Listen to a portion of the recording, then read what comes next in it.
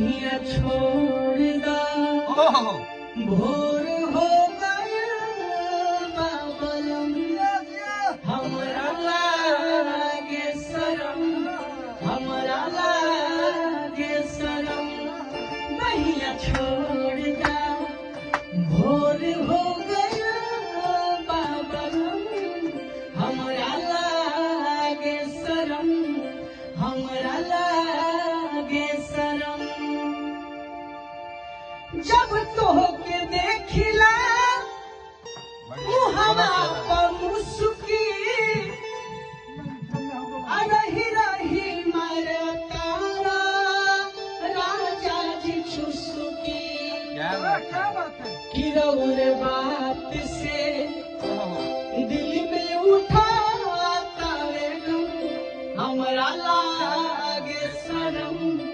हमरा लागे शरम बहिया छोड़ दा भोर हो गया बाबलम हमरा लागे शरम हमरा लागे